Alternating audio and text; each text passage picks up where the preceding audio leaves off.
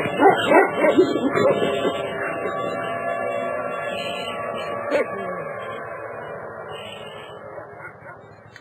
listening to The Hour of the Time. I'm Pooh. And I'm William Cooper.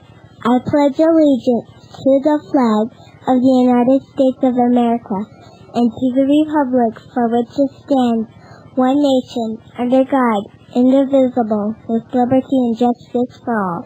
Thank you. All right. I'll be in to tuck you in later. All right. Good night. Good night.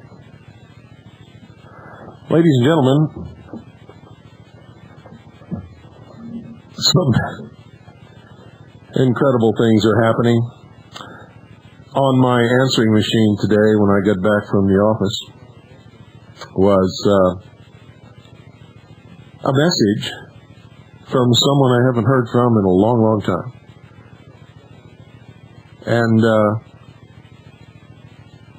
he just left a very short message, no phone number, no way to get in touch with him, anything.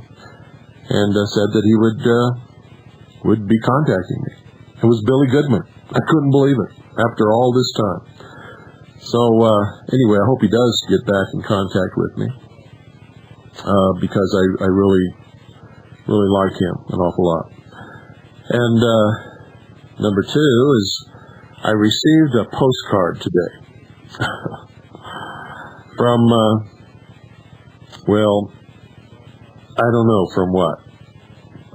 Most likely from someone who doesn't really understand this broadcast and has not been listening for any appreciable amount of time. For he said, and I quote, "In the last few weeks, your show, The Hour of the Time, sucks. You've really gone downhill." And then he says the reason that it sucks is because I don't have Jordan Maxwell on, or Kathy O'Brien, or I don't do the Mark Kornke thing, which is 95% lies, 5% truth. And so I want to just set that record straight because I know that a lot of you new listeners don't understand that there are agendas being served. Quite a few agendas. On this broadcast, the purpose is to reveal the truth, to dig up the truth, no matter who it hurts or helps, even if it hurts me, even if it hurts you, even if it hurts your church, even if it hurts Bill Clinton, even if it hurts my own mother. If we're living a life of deception and lies, we're not living at all. Instead, we are puppets being manipulated by those who control those lies to serve their own agendas. So we don't do those things on this broadcast. And for most of you new listeners, you just don't understand at all that most of what's being aired on all of these other broadcasts, these so-called Patriot broadcasts, were aired on this broadcast years ago. This was the first radio broadcast ever to have Jordan Maxwell as a guest. I had him on this broadcast 3 years ago. But that was when he was trying to educate people about the deception of the priesthood of all different religions.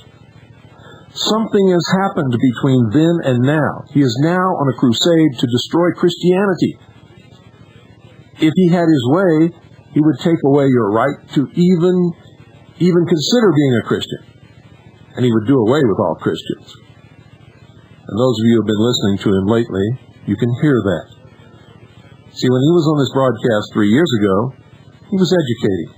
He was talking about what he had learned in his research about religion and about the pagan religions and Christianity and how the two had been merged in the early days of the Christian church.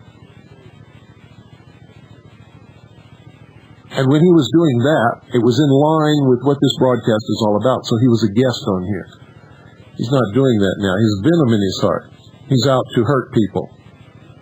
And he has an agenda, which is to destroy an entire religion. This broadcast is about revealing the truth to you, but not destroying you or your religion or any organization you belong to. We don't even want to destroy you if you're trying to create world government and destroy us. What we want to do is open your eyes so that you'll stop doing that. You can still believe in your church, still belong to your organization. And if after you've heard the truth about all these things, you still want to believe in that, even though that you know it's not true, it's okay with us, because we believe here on the hour of the time, in the intelligence service, in the Kaji News service, with Veritas, everything that I am connected with. We believe in freedom. Real freedom for all people, of all races, of all religions, of all ancestral origins. And if we reveal the truth to you and you don't like it, you don't want to listen to it, or you think it's not the truth, we're not going to bother you, and we're not going to set out to destroy you. We've done our job. We've given you what we have documented, or what we believe in our heart, and can generally prove is the truth. And believe me, ladies and gentlemen, sometimes the truth is elusive, so that it might open your eyes, and so that you might quit being manipulated and become a real free, maybe for the first time in your whole life, free person. I would fight and die so that you can have that freedom, so that you could worship at the altar of your choice, believe whatever you want, have the freedom of speech, have all of the protections of our natural rights guaranteed by the Constitution and the Bill of Rights. That's what this broadcast is all about. Most people don't understand freedom. You see, to most people, even most people listening to this broadcast as I speak, freedom means only that I can do and say what I want if it agrees with what you believe, or with what you want me to say and do. But you see, real freedom is this, ladies and gentlemen. I'm free to do anything I want, period. Makes no difference, as long as I do not hurt the person or property of any other human being or break the law. And the law is created by the society in which we live. If we don't like the law, there are means to change those laws. And if we can't change those laws, it means the majority of the people in that society believe that the law is correct and true and good, and therefore should not be changed. That's why they're having such a hard problem getting the guns out of the American people's hands, is because the American people don't buy that jive. They know that when they give up their guns, they're going to be slaves. They're not going to do it. It's not going to happen. You see, if you send $1 in a self-addressed stamped business-size envelope, we'll send you a tape list. And you'll see that almost everything that's being discussed on any radio program in the entire country has already been covered on this broadcast years ago. And what we're covering now, the exposure of the lie of the master race of British Israelism, has never been exposed on any radio broadcast ever in the history of the world. Period. And yet you're ignoring that and sending me a postcard because you want to hear Kathy O'Brien. Kathy O'Brien is a liar. Barefaced, unmitigated, unabashed, unashamed liar. She has an agenda. Now, she says that she's never been able to sue the United States government because the suit is blocked by the National Security Act, and the courts rule that she cannot bring suit because of the National Security Act. She's a liar.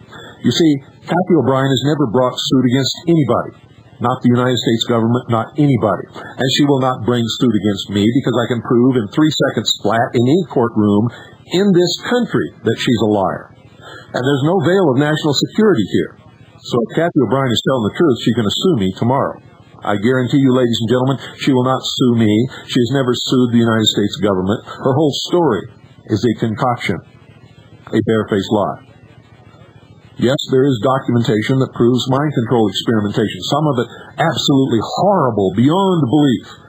And it's all been documented on this broadcast years ago and in my book, Behold a Pale Horse, before Kathy O'Brien or anybody else ever came on the scene. And that includes her sidekick. They claim they have thousands and thousands and thousands of pages of documentation, yet they will not release that documentation to anybody. They just give you a little bit. What is the little bit they give you? The same little bit that people have always had, that have studied mind control for many, many years. The same information that I've revealed to you on this broadcast and many others have revealed in their books and on broadcasts about mind control.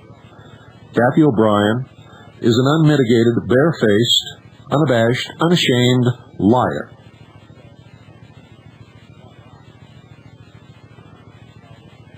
Does everybody understand what I'm telling you? People don't get in the White House, ladies and gentlemen, if they have sex slaves, and especially if they bring those sex slaves to the White House. And if they do not discuss national or international policy or the plans for the New World Order or anything else in front of their sex slaves. Because there's always somebody who's ready and willing to get a hold of that information and expose it and destroy them. And I don't care if they're liberal, if they're Republican, if they're Democrat, if they're right-wing, if they're left-wing, if they're communist, if they're anarchy, whatever they are. Bill Clinton has the reins on the power in this country, hasn't stopped anybody from exposing his sexual liaisons, ladies and gentlemen. These people are not fools. They're very smart, very intelligent, very slick. And they don't get to the White House, or they don't get to be the Speaker of the House of Representatives, or the leader of the majority of the Senate, or anything else, because they have sex slaves, and they discuss how they're going to bring the New World Order into being in front of these sex slaves. Not only that, but common sense ought to tell you that if Kathy O'Brien was sexually abused, molested, used as a sex slave, and made to do every perverted thing in the entire world with every president since Nixon, the entire upper half of the Senate and the House of Representatives, every leadership and famous person that's ever lived, don't you think that she would show a little bit of that wear and tear? But she doesn't. And when you hear her talk, she doesn't even show any emotional disturbance whatsoever. No anger, not upset, nothing. And I just wonder how it is that there are so many fools out there in radio land that are so willing to believe all this utter, total crap. You see, I called in one night when she was spouting her lies, and I just asked one question. Can you prove that you were ever in your life in the White House? There was dead silence, ladies and gentlemen. And all of a sudden, she started giggling and stuttering. She couldn't come up with an answer. Then Mark Phillips, her partner there, said, well, you know that these people are crooks and there's nothing beyond their capabilities. And then, bang, disconnected. And that's okay. Any radio broadcast has the right to disconnect anyone they want. Lord knows I do it enough here, but I don't do it because someone asks a question. I do it because they're stupid or exceptionally rude or antagonistic.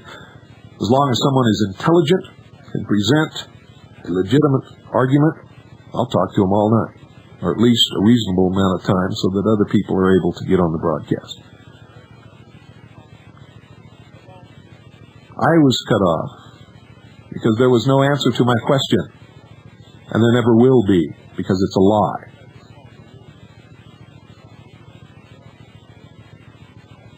You You can take her book and pick it apart piece by piece. It is a conglomeration of lies.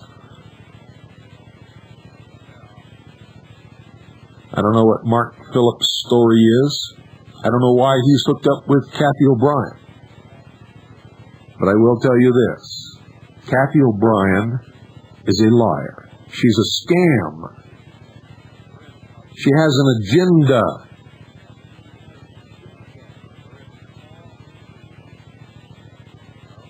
And don't you ever forget it. Tonight we're going to finish up with the destiny of America.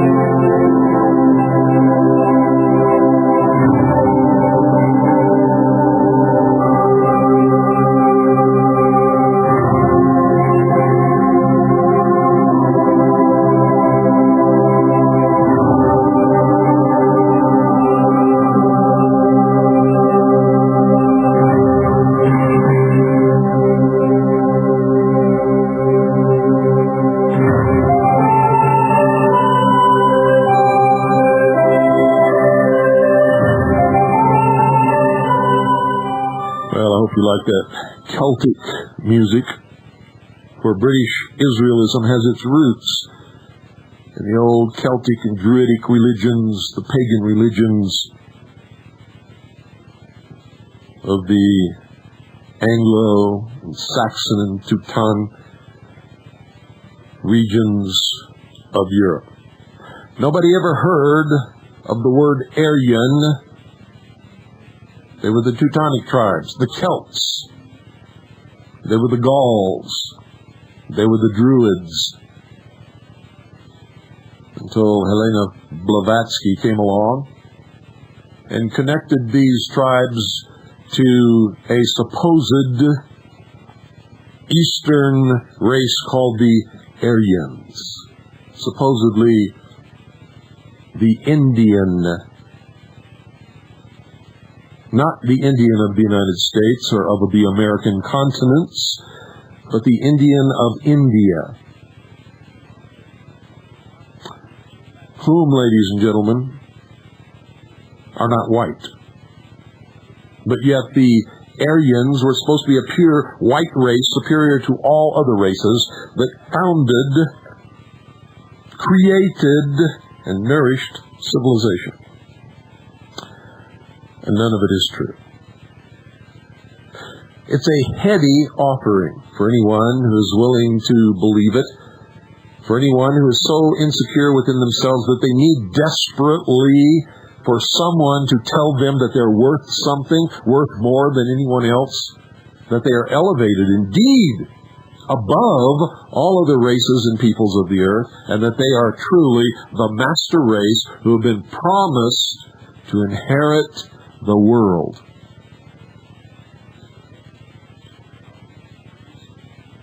Isn't that something? It's the same heady attraction of the mystery religions of Babylon, the secret societies, the so-called fraternal organizations, which hold out the promise of the revelation of a secret if you climb high enough in the degrees of initiation. A secret that makes you different from all of the men and women on this earth. That hold out the promise that you will be a member of the truly elect, the holders of this secret, the guardians, indeed, of the secrets of the ages. That you will be a part of a brotherhood that will promise you wealth and material satisfaction and will take care of you. And if you're in legal problems and you go before a judge who is also a member of this brotherhood and you give the secret sign, you will prevail against your enemies in that courtroom. And it's all true. Except for one thing. Actually, two. There is no secret except the secret of how to control others through the promise of a secret. And there are no elite. There is no superior race. Period. Period. End of subject. It is a scam, a lie. Now, Friday night, you heard me reveal the proofs of all of this, and those proofs are undeniable. Can't even argue with them. Not for a second. All you can do, if you want to hold on to these imagined delusions of grandeur, is to dismiss them arbitrarily and continue to quote the old deceptions. And many people will do that. For some people are so ingrained in this doctrine and so established in the community of those who believe in this doctrine that for them to stand up and admit that they were wrong and to reject it outright would mean terrible consequences.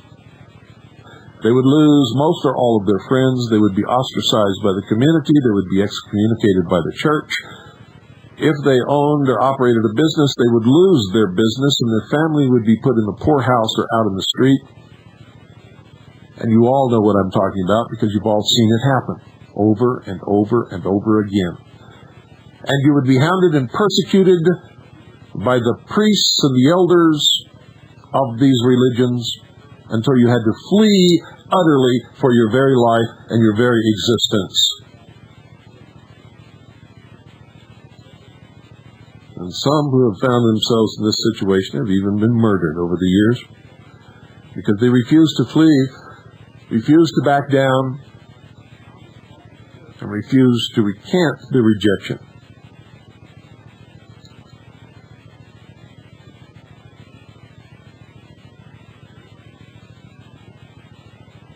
The original population of this country, ladies and gentlemen, and I'm not talking about the Native Americans who were already here. I'm talking about the immigrants from the very first. The original population of this country came from England, indeed from this whole continent came from England, later from France.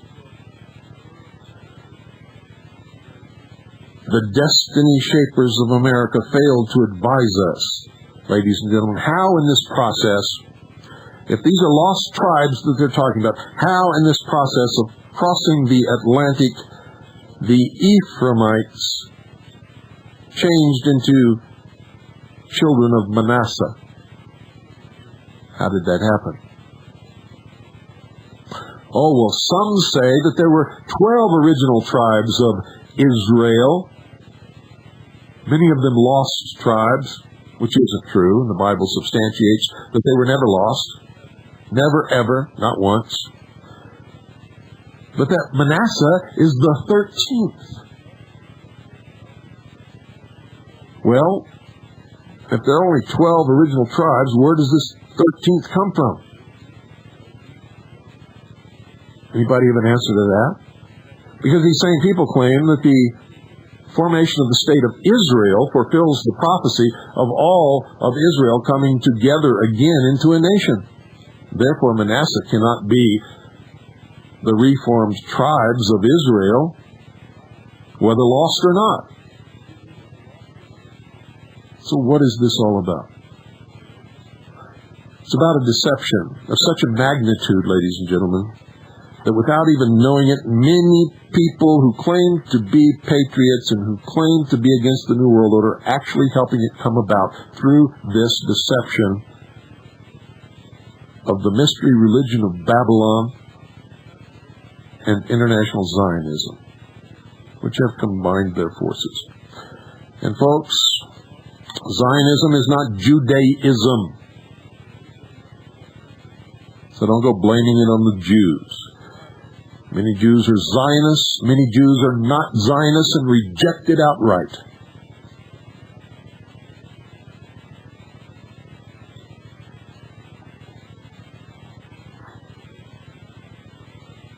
And I hope you understand that. Anytime that you begin to blame one people, one race, one group for all your problems, you are fitting in to the deception of divide and conquer and destroy the weakness of that action. They have succeeded in splitting this country into so many groups, so many religions, so many organizations, so many this, so many that. But I'm going to tell you right now, if you really want to know the truth, there is very little of America as it has ever been known to be left, if any at all.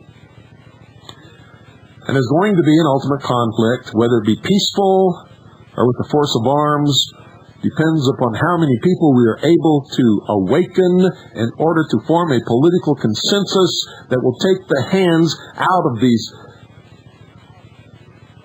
manipulating power grabbers so that they have to drop the power into our hands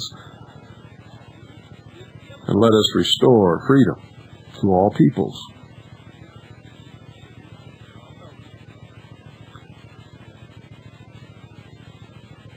There is, of course, a great deal more, and it's extremely interesting study, an interesting conversation if you can converse with someone who is intelligent enough to be able to converse rather than argue dogma.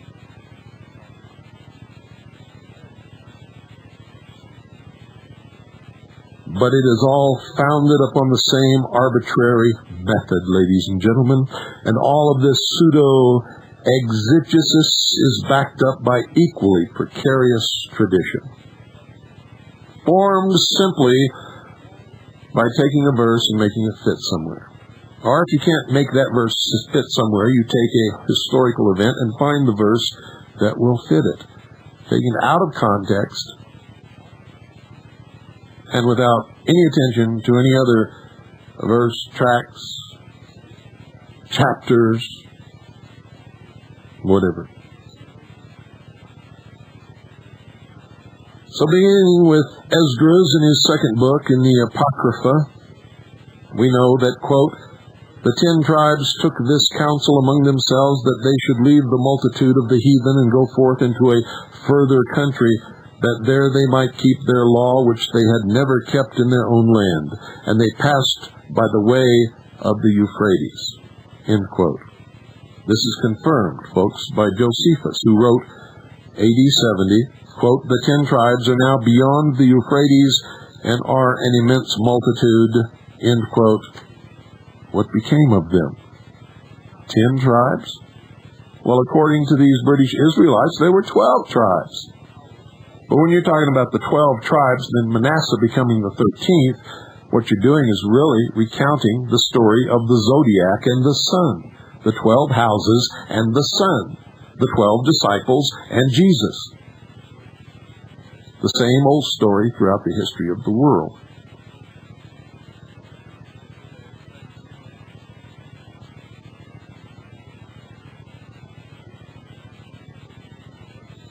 British Israelites claim they have the answer. Past old gravestones in the Crimea and a town on the Danube near the Black Sea called Isaka, quote, "evidently an Israelitish name," end quote. Evidently? What do you mean evidently? Prove it! And they can't. They trace these tribes to Scandinavia and to Western Europe.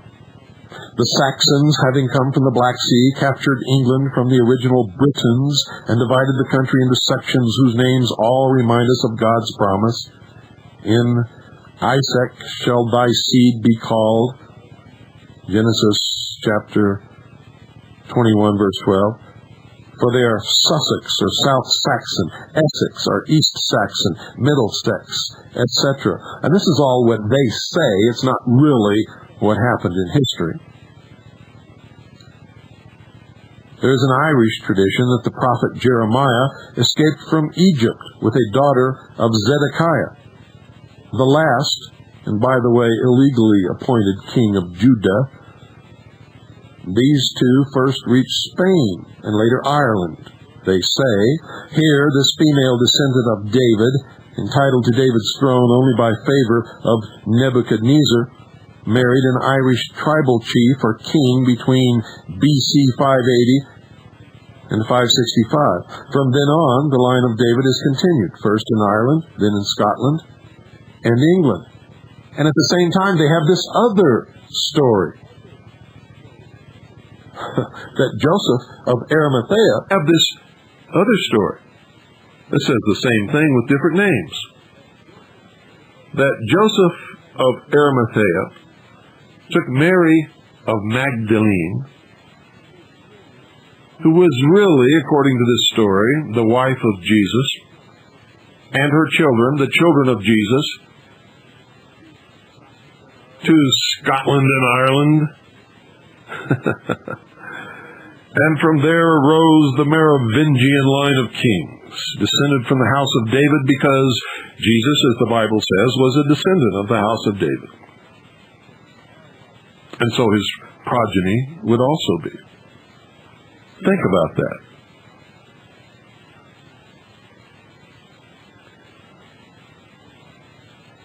How in the world did they get people to believe all of this? For there is no truth at all for any of it, ladies and gentlemen. This feat, however, was by no means the only accomplishment of the aged prophet Jeremiah. We're talking about the first story here. He also succeeded in taking with him the stone of destiny. This is the stone I've talked to you about from the beginning. All through the mystery schools, we've talked about this stone. The Queen of England sits upon the stone, which rests beneath her throne.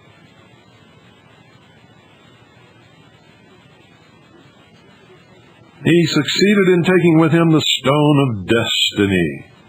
It should be borne in mind, namely, that Jacob, when departing from Bethel, had taken with him the stone which he had used for a pillow as a token of the divine presence, and on his deathbed had referred to it, when according to Genesis chapter 49, verse 24, he had said concerning Joseph, "From thence is the shepherd, the stone of Israel."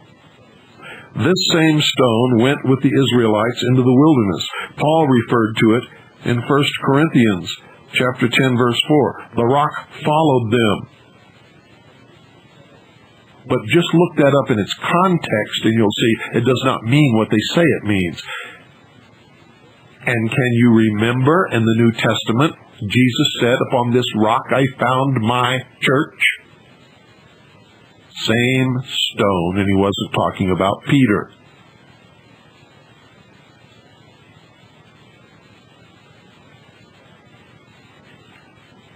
And I know that many of you don't understand.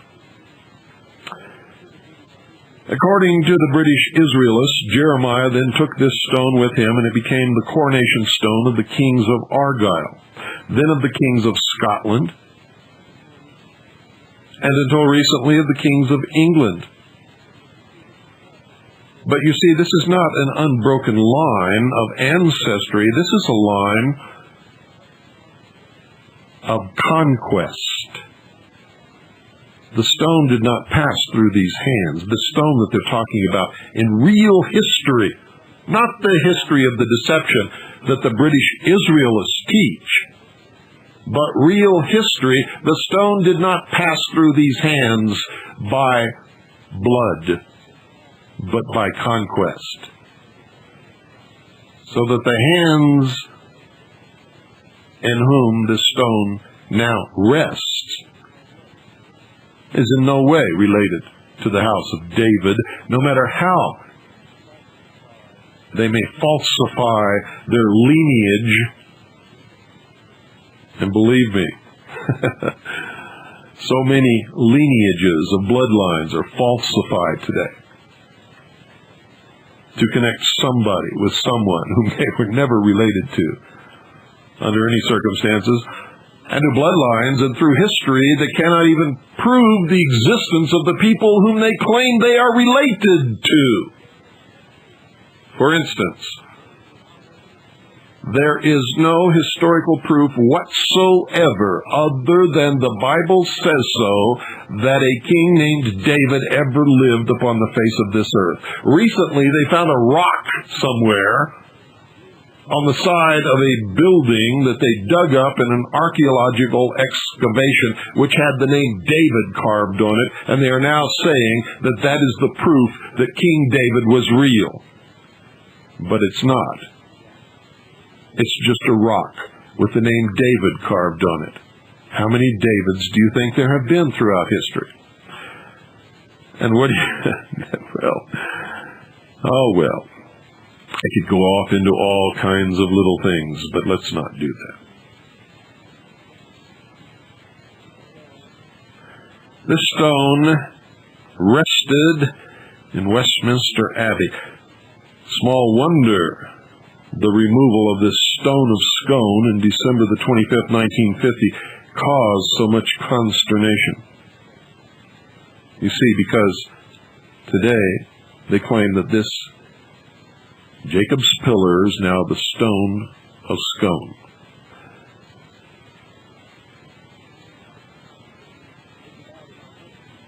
There's about as much historical evidence for all of this as there is for the alleged story which claims that there is among Roman Catholic relics the stone upon which the rooster stood when he crowed at Peter's denial of his Lord, or for that matter, for the feather that dropped from the wing of the angel Gabriel when he announced the Savior's birth to Mary.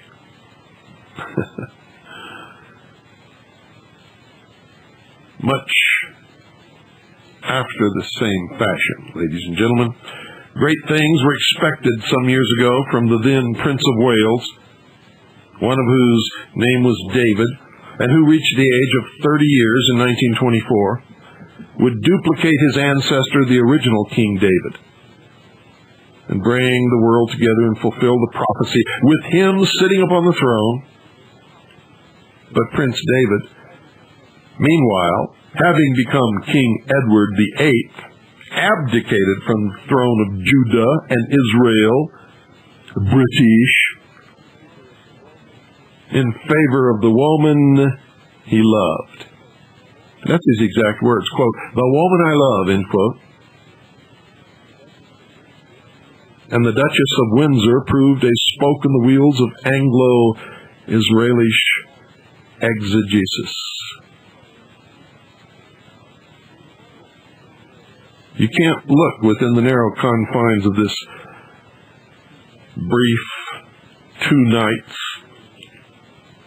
in the various other angles of the strange theory which is said before boasts at least 2 million adherents worldwide, such as the fact that anthropological and racial studies and comparisons have refuted the British Israel assertions concerning the racial peculiarities of the English and British as thoroughly as those of the Mormons that the American Indians are the Lamanite seed of Jacob.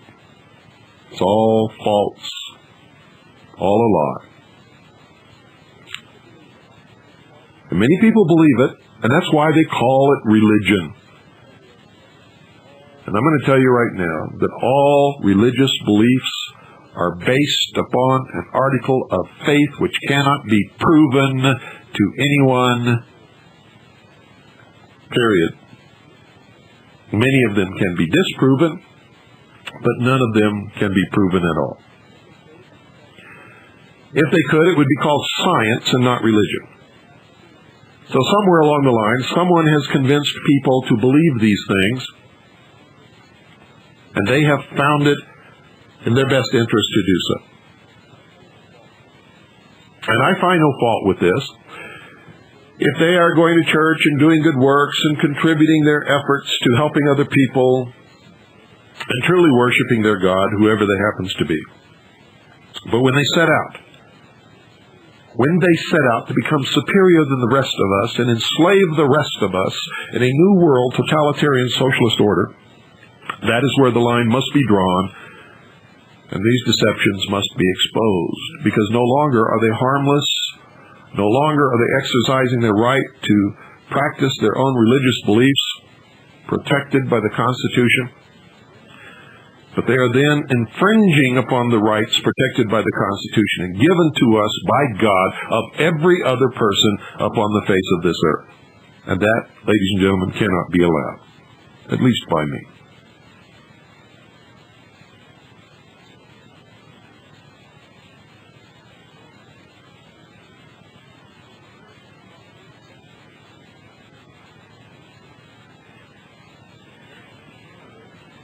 So again, I want to reiterate that by this little expose of Friday night and tonight, I'm not attempting to destroy your religion or tell you that you cannot worship that religion or that you should not worship that religion, but to reveal to you the deceptions that are practiced upon all of us by the priesthood, by the powers that be, the secret societies, forces within governments, in order to make us believe in certain things that will ensure our own enslavement. And ladies and gentlemen, I'm going to tell you that all major organized religions today are involved in this deception. I don't care what you call that religion. I don't care what part of the world that religion exists at. I don't care who belongs to it. It is true.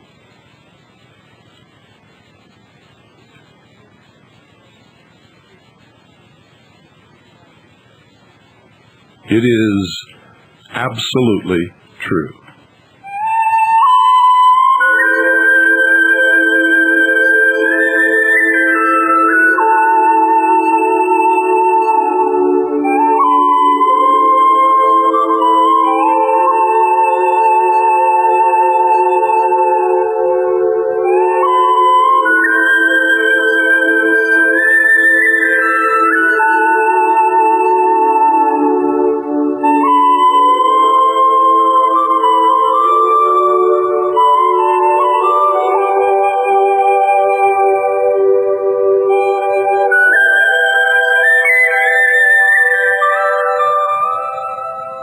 In Jesus' day, he would have called these manipulators, these deceivers, and these liars Pharisees.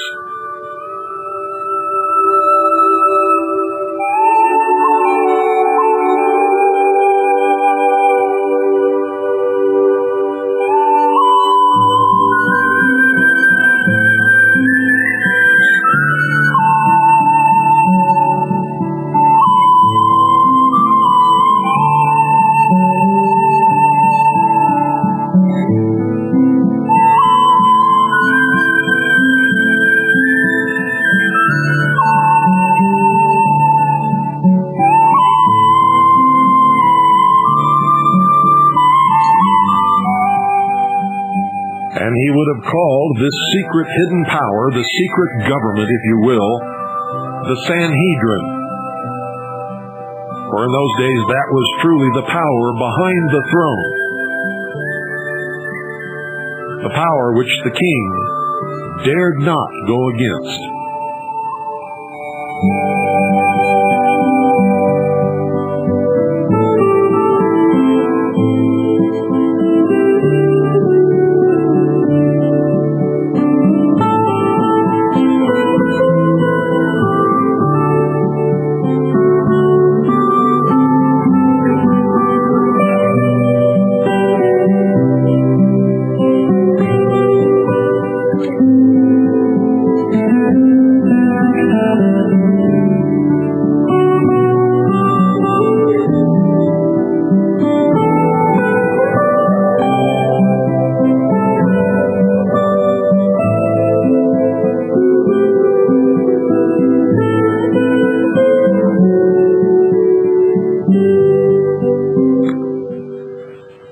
Well, we can take calls until the end of the hour if you'd like. The number is 520-333-4578. That's 520-333-4578. While we're waiting, I'm going to give you the new address for the Research Center, for Veritas, for the Hour of the Time, for all of us, as a matter of fact. It's Harvest. If you're writing to Veritas, write to Veritas in care of Harvest, Harvest. P.O. Box 1970. That's P.O. Box 1970. Eager, spelled E-A-G-A-R. That's Eager, spelled E-A-G-A-R, Arizona, 85925. Once again, the zip is 85925. The entire address is whoever you're writing to. If you're writing to me, it's William Cooper in care of Harvest. If you're writing to the Intelligence Service, it's the Intelligence Service in care of Harvest. If you have a question about an order, write to Annie in care of Harvest. If you're writing to Veritas, write to Veritas in care of Harvest. P.O. Box 1970, Eager, spelled E-A-G-A-R, Arizona, 85925. If you need to call Veritas about a subscription, about submitting an article, about anything about Veritas, this is the only number that you can call. If you call any other number, you're not going to get any help, and you're just going to be told that you have to call this number. The number is 520-333-5661. That's 520-333-5661. If you're calling for any other reason, also that number that I just gave you is the fax for all of us. If you want to send a fax to any of us, that's the number. You can only call that number and talk to people about Veritas, nothing else. And you can't talk about Veritas on any other number that I'm going to give you. But if you want to fax to any of us, that's the number that you must fax to, and it will automatically be switched to the fax when the phone picks up and hears the fax tone. So that's 520-333-5661. If you want to talk to me or discuss CAGI business or intelligence service or orders or anything like that at the hour of the time, you call 520-333-5691. That's 520-333-5691. Good evening. You're on the air. Hello. My name is Scott. I'm calling from Daytona Beach, Florida. Hello, Scott.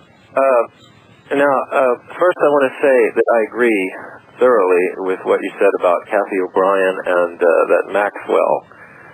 As a matter of fact, I even wrote a letter to a program that was having Kathy O'Brien on quite a bit and said almost verbatim what you said on the air.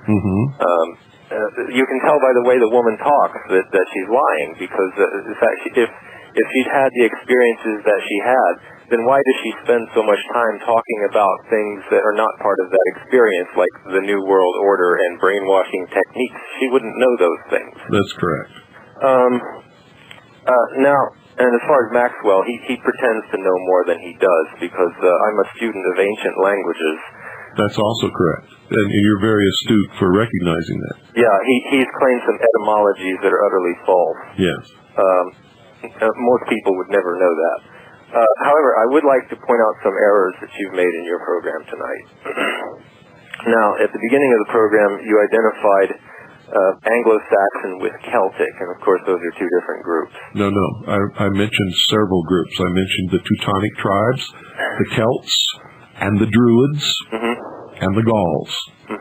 Okay, They are all make up what are known today as the Anglo-Aryan, British, Israelite conglomeration of races. Of course, Japan wasn't included in there, which the British Israelites do include Japan as a part of their master race. Okay, well, I'll put that aside for the second. I can't, because it's pure bullshit, and it's part of their dogma. You can't put it aside. Something else first, all right? Go ahead. Now, But your assertion that I said that what you said is not true. I included all of those tribes and ancient religions that are the main players in my opening remarks. Well, now I have studied Sanskrit, and I am aware of the fact that Erin, which is of course the Gaelic name for Ireland, is etymologically... Erin is not the Gaelic name for Ireland.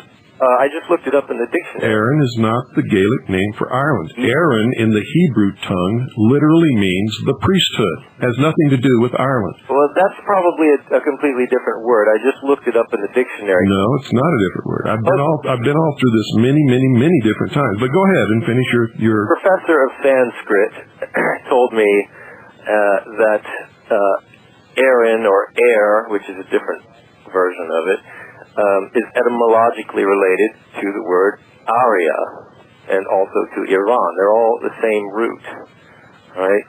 And so, in fact, the Aryans of India are related to the Aryans of Europe. And you say that they look completely different. Well, yes, a lot of them do because of racial mixture. But if you look especially at a lot of the people from Punjab, there's a television program. I was in Toronto. They have a lot of multicultural programming on television.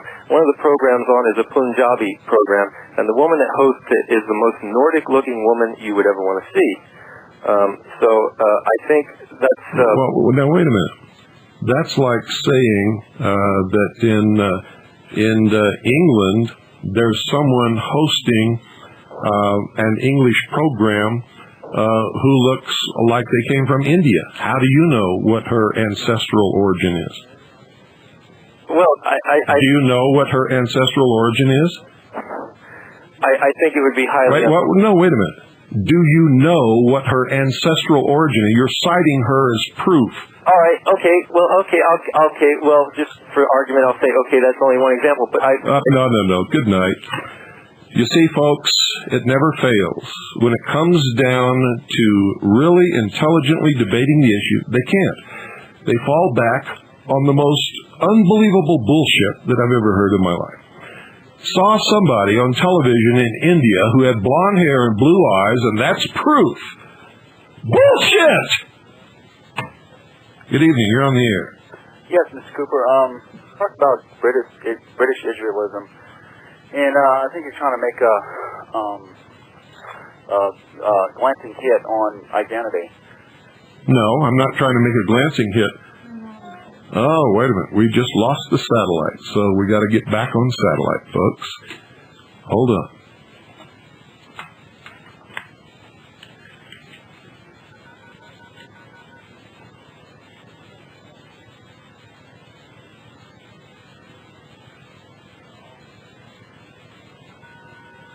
Are we on, Annie?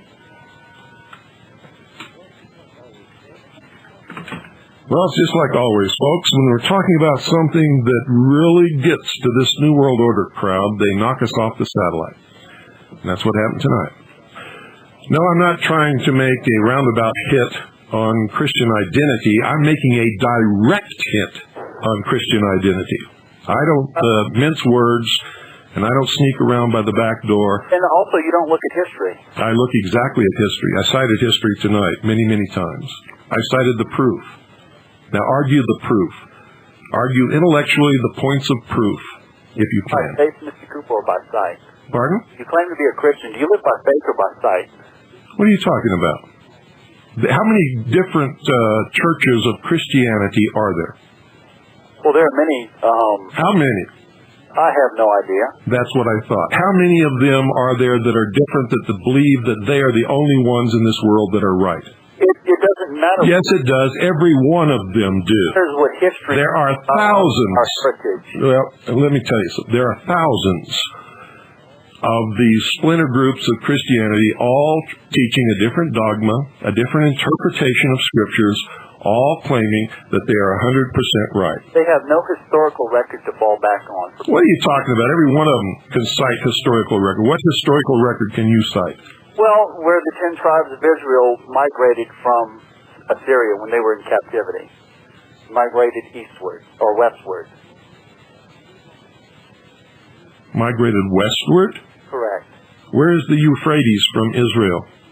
I'm not speaking about Israel. Where is the Euphrates from Israel? That's where they started from when they migrated. Captivity in Assyria. Good night. Here's another guy that doesn't know his history. They migrated from the Middle Eastern Israel, Palestine area, crossed the Euphrates. It wasn't west, my friend. It was east. Of course, you wouldn't know that because you're blindly parroting what you've been taught. You have no conception. You probably never even looked at a map of the Middle East. Good evening. You're on the air. Yeah. Hello, Bill. This is Fred from Fresno. I'm calling from KDNO Country. Hi, Fred. I read your book. Richard Palmquist, one of my favorite people. Yes, he is. A man with guts. Yes, he is. I had a question about your book that I was a little curious about, Operation Rainbow, where you spoke of the supposed UFO beings having videotaped the crucifixion of... No. What I said is I saw documents that said that these things happened. And Project Rainbow was supposedly an experiment that had nothing to do with what you're talking about. Was the United States government experiment in time travel, and I have no idea whether it was actually ever performed, whether it was successful, or whether it failed. And there was no more information on it then? Well, there may be, but I never saw it. You never saw it? No. That was my question, Bill. Thank you very much. You're very welcome. And that does it for tonight, folks. Well, maybe. No, I can't. We're just down to the wire, and we've got to... once again, we've got to go. Good night. And God bless each and every single one of you.